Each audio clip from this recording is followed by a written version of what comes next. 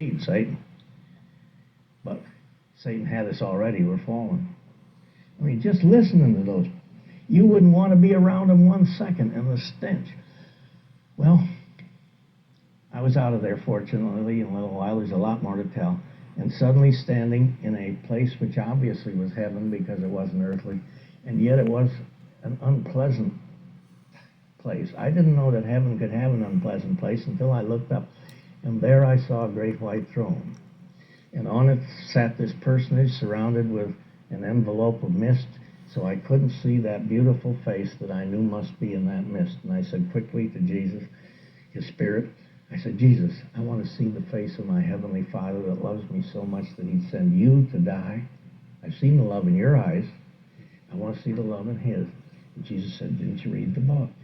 He said, I told you in the book that until you are in the resurrection, that you cannot look upon God, and then you will see him face to face. But his power is such now that it would destroy you.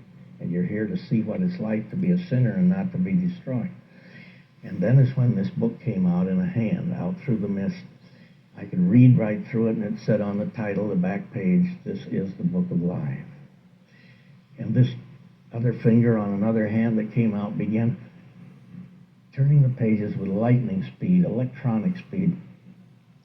And then the voice said, he's looking for your name. This is the book of life. And I tried to put up a defense, but it was foolish. I knew as I was even telling that person that I was one of the best guys he'd ever made, that I, being cast in the role of a sinner, didn't qualify at all for being in that book because I hadn't believed there was a book. I hadn't believed there was a God. And wasn't there. And he wasn't there. And then he closed it. That closure of that book made a sound that could have been heard from Australia to the North Pole. I never heard anything so deafening. And I knew instantly that meant that it was all over. God wasn't judging me. The book did. Yes. The book judged me. They were my acts in there, or my omission of an act of just accepting Jesus. And then this hand came out of the mist and pointed behind me, and I turned to look. And there was the most terrifying sight that can be imagined, and that's all. It was the lake of fire, the thing that's called the second death.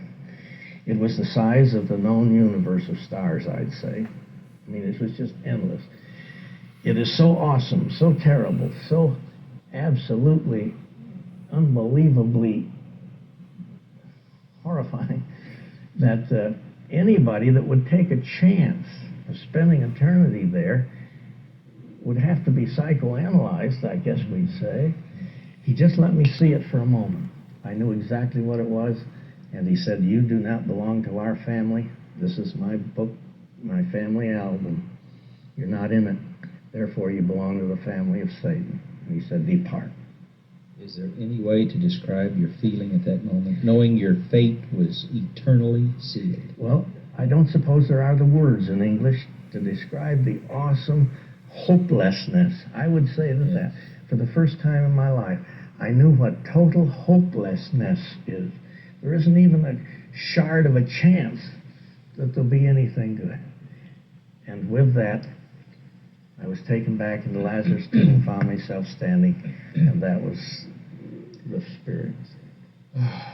But I heard Jesus say that I will not die again, that most of the people to whom I speak by TV or any place will not die because he's on his way back. He says, I'm just waiting for that moment that the last cell is put into my body.